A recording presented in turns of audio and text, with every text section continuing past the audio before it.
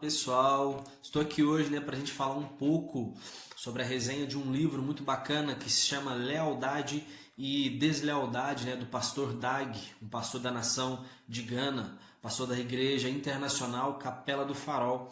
E ele escreve um tema muito interessante falando ali das suas experiências no ministério, e ele ressalta que a principal qualidade de um ministro que ele observa é a lealdade. Se um ministro ele é leal, esse é um bom ministro. E ele compara que às vezes é comum você chamar pessoas para o ministério que tem um dom de pregar, ou dom de cantar, ou às vezes essa pessoa tem um dom de visões. Então essas são pessoas boas dentro do ministério, mas as qualidades que elas têm, o dom que elas têm, não são suficientes para que elas possam ser um bom ministro, uma boa ministra. A principal característica de um ministro é a lealdade. Nós temos um exemplo aí, olhando para a Bíblia Sagrada, você vai ver o próprio Satanás mesmo, era um anjo de luz, então é o regente do coral do Senhor. Então ele se tornou infiel, embora tivesse grandes qualidades, ainda assim ele não tinha a fidelidade, a lealdade. Então a principal característica de um ministro é a lealdade. Outra coisa que o pastor vai dizer que nesse primeiro tópico, ele vai falar sobre a questão também que está em Provérbios 22:10, e eu quero ler aqui, que está escrito: lança fora o escarnecedor, e com ele irá a contenda, cessarão as demandas e a ignominia. Ou seja, lança fora o escarnecedor, aquele que está sempre colocando pontos negativos dentro do ministério. Ele vai falar sobre a questão, dá o exemplo aqui de Abraão e de Ló, que chegou um tempo que Abraão teve que dizer: olha, Ló, escolhe um caminho para onde você vai, porque aonde você dizer que você vai, eu vou para um lado contrário, a gente não vai caminhar mais junto, porque o chamado que Deus tinha dado era para Abraão. Então Abraão ele estava no foco, ele estava recebendo ali direções de Deus, mas Ló não estava querendo fazer aquilo que Abraão queria. Os pastores, dos dois começaram a brigar. Então o que o pastor vai dizer aqui para nós é o seguinte: quando você vê, você está num propósito, ou você que está em algum ministério, ou você é líder de algum departamento da igreja, quando você vê alguém que está fazendo contendas ou falando mal daquilo que Deus colocou no seu coração, você conversa com essa pessoa e coloca ela para fora. Sabe? Eliminar esse tipo de pessoas. É claro que você não vai enxotar a pessoa, mas com muito amor você vai chegar nessa pessoa, você vai ter a direção de Deus para lançar fora o escarnecedor. Um outro assunto também que eu não poderia deixar de abordar nesse livro é que fala sobre a quinta coluna. E o que significa a quinta coluna? A quinta coluna ela é composta de pessoas desleais. É uma pessoa desleal dentro de uma estrutura. Assim como foi Judas dentro do ministério de Jesus. Porque as pessoas de fora, os religiosos de fora, eles não conseguiram incriminar Jesus. Eles precisaram pegar alguém de dentro, alguém desleal de dentro, para poder conseguir incriminar Jesus. Sabe? Então assim, é muito importante a gente perceber sobre essa questão da deslealdade, porque ela é composta e ela pode acabar com o ministério todo. Sabe? Quando a gente não percebe esses princípios essas pequenas atitudes de deslealdade, a gente pode ser um perigo para um ministério. Se o líder não identifica isso, ele pode estar contando com pessoas perigosas em seu ministério. Nós estamos num período aqui de pandemia e é muito interessante como que o coronavírus ele age no nosso corpo. O coronavírus ele não tem a capacidade de entrar diretamente no nosso corpo. Ele precisa de sequestrar um mecanismo das nossas células para ele poder adentrar. Ele pega células da nossa mucosa que fica no fundo do nosso nariz e garganta, e ele fica instalado ali. Então o que acontece? Ele sequestra essas células, ele faz uma conexão com essas células e adentra o nosso corpo. E após ele entrar dentro do nosso corpo, através dessas células elas começam a multiplicar o coronavírus dentro do nosso corpo. Então, perceba que você tem então agora o coronavírus. O que é o coronavírus? São assuntos que vêm, por exemplo assim, olha, será que seu pastor é realmente uma pessoa leal? Será que ele está fazendo bom uso do dízimo? Esse assunto é um vírus que vem entrar dentro da igreja. E aí, se eu tenho líderes desleais que dão crédito a esses assuntos, isso começa a se espalhar. Esparrama daqui, esparrama dali. E isso é de uma forma muito sutil, porque ninguém fala diretamente. Começa nos burburinhos, falando daqui e dali. De repente toda a igreja está cheia desse pensamento e agora cheia de dúvidas sobre a integridade do pastor, sobre a integridade da liderança. Então esse vírus acaba se esparramando e contaminando todo o corpo. Nós também somos comparados como o corpo de Cristo. Então, para combater isso, a gente precisa entender, para a gente eliminar, nessa mesma comparação, esse vírus, a gente precisa ser uma pessoa leal, sabe? Começar a realmente, né, não se contaminar com esses tipos de assuntos, com atitudes de deslealdade. O autor agora ele vai nos contar aqui, né, vai falar sobre o pastor Joabe, né? E quem era Joabe? Joabe, ele era o comandante ali do exército de Davi. E Joabe aparentemente era aquele cara que ele era o braço direito de Davi. Ele ganhou várias batalhas ali lutando, né, ao comando de Davi, mas ele era um homem independente. É um homem que ele teve uma ferida, porque a Bíblia nos conta que numa batalha, Abner, que ele era o comandante do exército de Saul, ele havia matado o seu irmão chamado Azael, se eu não me engano. Então, com isso, Joabe ele ficou muito triste, né? E certa vez, o Abner, esse comandante do exército de Saul, ele foi até Davi para poder fazer as pazes com Davi. E Davi ele aceitou, ele fez um acordo de paz então ali, né, com Abner, né? Porque Davi tinha um coração perdoador, ele perdoou ele. E quando Abner termina de reunir ali com Davi, ele está saindo para fora, de repente chega Joabe e pergunta: olha, o que Abner estava fazendo aqui? Por que Davi recebeu ele? E aí Joabe ficou sabendo do acordo de paz que Davi havia feito com Abner. Então, às escondidas, agindo de forma independente, Joabe ele vai atrás de Abner e ele mata Abner, sem o consentimento de Davi. Ou seja, isso fala de um espírito de independência, de um membro que faz as coisas dentro de uma igreja sem o consentimento do pastor, mas ele faz porque ele acha que é a forma correta de agir.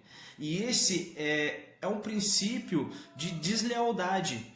Mostra que você tem um potencial para poder trair o seu pastor, trair a sua congregação, trair quem quer que seja. Porque embora Joabe ele tenha essa ofensa que Abner havia matado seu irmão, mas ainda assim nós não devemos, né, pagar o mal com o mal. Né? Não é essa forma que a gente deve agir. Então, embora isso tenha sido algo muito doloroso na vida de Joabe, nada justificava ele fazer justiça com as próprias mãos e desobedecer ao rei. E o rei aqui na Bíblia a gente entende, né, que ele representa o próprio Deus. Então nada justifica a gente se rebelar contra Deus. Por mais o que tenha acontecido com a nossa vida, a gente deve sempre obedecer a Deus. Então, ele vai falar agora aqui também sobre alguns passos aqui de uma pessoa quando ela está no caminho da deslealdade. E o primeiro passo é a independência. Então, fala sobre esse capítulo, né, onde no banquete, está em 2 Samuel 13:20, capítulo 13, verso 20, né, onde Davi ofereceu esse banquete ali para receber Abner. Então, Joabe age de forma independente. Ele age de forma independente e vai e mata Abner. Então, o primeiro sinal de deslealdade, a primeira fase da deslealdade é agir de modo independente. O pastor decreta ali, por exemplo, olha, um jejum. Vamos fazer aqui os 21 dias de jejum de Daniel. Não, mas eu só jejuo na quarta-feira.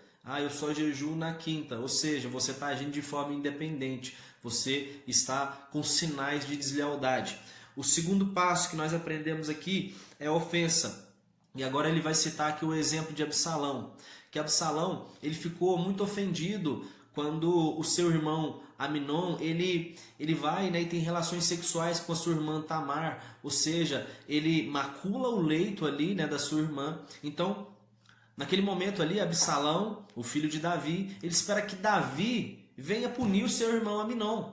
Só que Davi não puniu. Ou seja, Davi cometeu um erro, mas quem tem que tratar com Davi é o Senhor. Então, nesse momento ali, Absalão ele ficou ofendido. E uma pessoa, quando ela fica ofendida dentro da igreja, quando acontece algo com ela que não agradou, às vezes ela estava participando, né, de uma organização, de algum evento, de alguém maltratou ela. Então essa ofensa faz essa pessoa ficar com essa ferida, e que se ela não for curada, ela vai agir de modo desleal. Essa ferida vai causar nela revolta, ela vai começar agora, ela vai ir para o terceiro estágio. E qual é o terceiro estágio? O terceiro estágio é a passividade. A passividade, ou seja, eu não me envolvo em mais nada, porque se eu me envolver, eu sei que tem muita coisa errada dentro do ministério. Eu sei que tem pessoas que parece que é crente, mas não é. Esse estágio da passividade faz a gente medir assim, vamos dizer, a água com fubá. Ah, não compensa eu entrar nisso. Sabe, em qualquer lugar da nossa vida onde a gente entrar, a gente vai ter pessoas que pessoas que vão magoar a gente. Em qualquer lugar. Na igreja não é diferente. Então, quando a gente tem uma ofensa, a gente cai na passividade. A gente passa por o estágio da passividade e não se envolve mais. E foi o que aconteceu com Absalão. Absalão, ele, em 2 Samuel, capítulo 13, verso 22, vai dizer que Absalão ele ficou 2 anos sem conversar com ninguém. Ele sumiu. Porque ele ficou ofendido. Olha, violentaram minha irmã. E o meu pai, o rei Davi, não fez nada. Sabe, porque a gente às vezes quer que as coisas aconteçam, né? Que a justiça aconteça da forma como a gente quer. Então, né? Quando não acontece isso, a gente acaba deixando de participar das coisas, porque você vê assim, não compensa eu participar.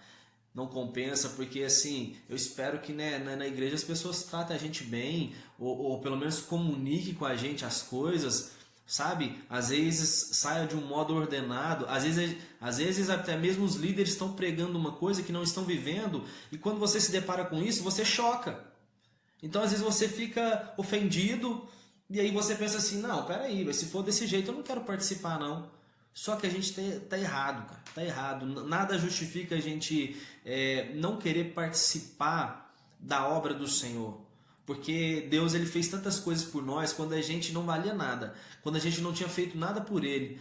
Então assim, se Deus não desistiu de nós enquanto a gente, né, estava no mundo não fazendo nada por Ele, por que agora a gente vai desistir lidando com pessoas que Ele escolheu para poder estar ali? E são pessoas que estão sendo lapidadas. E preste bem atenção, do estágio da passividade, quando a pessoa entra nesse estágio, o próximo estágio é o estágio da crítica. Porque uma pessoa, quando ela está passiva, ela só está observando, ela não se envolve. E aí o próximo estágio é o estágio de se tornar um crítico. A pessoa se torna crítica porque agora ela tem bastante tempo para ficar observando o que é certo e o que é errado. E aí foi o que aconteceu com Absalão. Porque Absalão também chegou um tempo que ele ficou na porta ali da cidade e ele conversava com as pessoas que estavam passando. Olha, e essa causa que você tem aí, o rei não conseguiu resolver? Ah, mas eu conseguiria resolver essa causa, sabe por quê? Eu consigo fazer melhor do que ele. E isso, né, Absalão foi contaminando várias pessoas ali dentro da cidade, até ele juntar um bando de pessoas ao redor dele. E acontece isso muito dentro da igreja. Pessoas que foram ofendidas, pessoas depois de uma ofensa, elas passaram por estágio da passividade, não se envolveram mais, e agora elas começam a criticar. Sabe, elas começam a criticar e começam a dizer assim, nossa, mas o culto está demorando demais. Nossa, mas essa liderança aí, o pessoal não corrige isso. Não, e o pastor, ele não consegue corrigir os irmãos que estão fazendo isso. Será que ele não está vendo? Sabe, são estágios de crítica. E o pior de tudo é que você vê assim, muita gente mesmo que está envolvida dentro da igreja e elas têm esses comentários assim, nossa, mas né... Ah, não, Aqui, ó, parece que a importância do culto é só nesse dia. Ah, parece que assim os irmãos só vêm na hora que tem um pregador de fora. Sabe? São esses tipos de comentários que às vezes, quando você está em excesso fazendo esse tipo de comentários, você está demonstrando deslealdade. Você está num estágio ali de passividade, onde você só está vendo os erros, né? E você começa a criticar.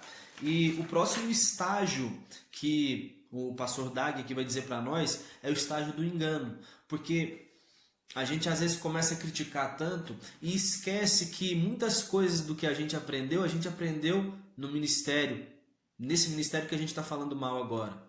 Então a gente acaba tendo uma amnésia ali, esquecendo disso, porque as ofensas que a gente teve foi tão grande, sabe, que a gente ficou passivo e agora a gente passou a criticar. Então isso é muito complicado, porque esse estágio não para. Se a gente ficasse às vezes só criticando, tudo bem, mas tem um estágio pior ainda, porque ele vai dizer o seguinte: o próximo estágio depois do engano, depois que você não reconhece os benefícios que você teve no ministério, o que vai acontecer? Você vai partir para o estágio da rebelião, que foi o que aconteceu com Lúcifer mesmo. Lúcifer se esqueceu de que quem deu a vida para ele foi Deus. Ou você acha que não?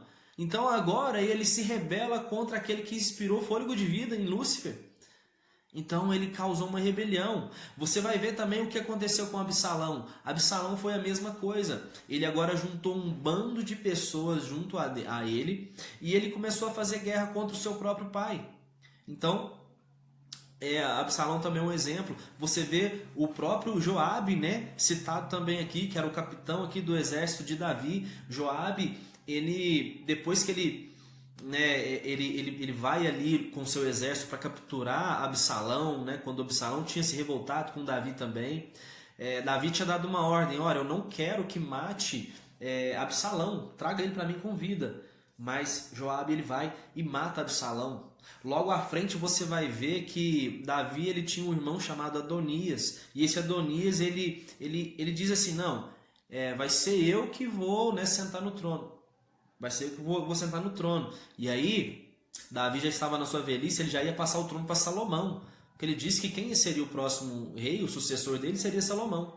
E Adonias, um filho de Davi, melhor dizendo, ele vai agora querer usurpar. Ele vai querer usurpar o trono. E aí Joabe, ele faz uma rebelião, ele se junta com Adonias. Ou seja, essa rebelião que ele fez foi o princípio da sua morte. E quantas igrejas hoje nós não vemos? Igrejas que elas se rebelaram e depois se desmembraram, né? E criaram outras igrejas aqui sem ninguém ter tido uma consagração, né? Simplesmente eu resolvi abrir uma igreja e acaba que quando a pessoa faz isso, ela faz esse tipo de rebelião, ela simplesmente está querendo provar para o pastor, né, que ela tenha uma ferida, que ela é melhor, que ela pode, né, que ela poderia ter sido melhor usada, sabe, melhor aproveitada, algo nesse sentido. E aí você começa a atacar o ministério de onde você é. Então isso, né, isso é a rebelião. Isso é a rebelião, né, velada aqui, escancarada. Então são esses estágios que acontecem aqui, que o autor ele vai mostrar para a gente. Então a gente tem que tomar muito cuidado com pequenas características aqui de deslealdade, que começa primeiramente você querer agir de modo independente, ou depois você teve né, uma ofensa, alguém te magoou, uma ferida. Então você não sara essa ferida. Aí o que acontece? Você começa a ficar passivo, você não começa a se envolver mais. E depois que você não se envolve, você tem tempo agora para poder criticar. E quando você começa a criticar, você esquece que quem você está criticando um dia estendeu a mão para poder te ajudar. E aí, quando você entra nesse estágio, aí você está bem próximo agora de se rebelar. O último estágio aqui que ele nos mostra é o estágio da pena de morte. Vai dizer que em 2 Samuel, que 2 Samuel capítulo 15, versículo 21, que muitos dos seguidores que estavam ali com Absalão, eles não sabiam por que motivo eles estavam ali. Então assim, Eu não tenho tanta experiência, né, nisso, em ministérios, mas o pastor, ele fala, o pastor aqui, né, o pastor Dag, ele vai contar que ele teve casos assim de ministros que eram o braço direito dele e se rebelaram, juntaram com um grupo ali, né, e se rebelaram. E aí, né, depois um certo líder dessa rebelião resolveu chamar o pastor para uma reunião, né, porque ele tinha se arrependido do que ele tinha feito. E começou a pedir perdão para o pastor e o pastor perguntou para ele, olha, mas eu só queria saber uma coisa, por que você fez isso? E aí esse líder que se rebelou, ele vai dizer o seguinte, olha pastor, eu não sei, realmente eu não sei. Porque assim, o inimigo ele cega a gente, véio. E tem muitas coisas que a gente está fazendo, se rebelando às vezes com a liderança, sem saber. Sabe, sem saber, simplesmente você está seguindo pessoas que estão espalhando as feridas que elas estão ali na alma e você concorda, sem investigar as coisas, sabe, sem ter uma apuração. E de repente você está aí, né, se tornando um rebelde e acompanhando pessoas que você nem sabe, né, quais são as causas dela. E de repente você vai se arrepender desse caminho onde entrou. E aí talvez o arrependimento seja tarde demais, porque assim como aqueles homens que estavam seguindo a Absalão, eles acabaram, né, entrando numa batalha com, né, a persuasão ali de Absalão e eles acabaram morrendo. Porque eles estavam seguindo a Absalão sem saber por que motivo. E quantas pessoas assim, né, dentro de igrejas não têm seguido a pessoas rebeldes e de repente elas não morrem fisicamente, mas morrem espiritualmente, o que é pior. Pessoas depois que não conseguem mais voltar. Eu tô cansado de ver, né, pessoas que elas já não conseguem mais voltar, morrem de vontade de voltar para a igreja, mas são pessoas que elas não conseguem mais, estão mortas espiritualmente, infelizmente, porque seguiram a cabeça de outras pessoas, provavelmente, né, e não perceberam sinais de deslealdade que estavam vindo a elas, né, e não corrigiram isso a tempo. Então, meu irmão, né, que você possa, né, identificar sinais de deslealdade e você possa ser uma pessoa leal, em nome de Jesus.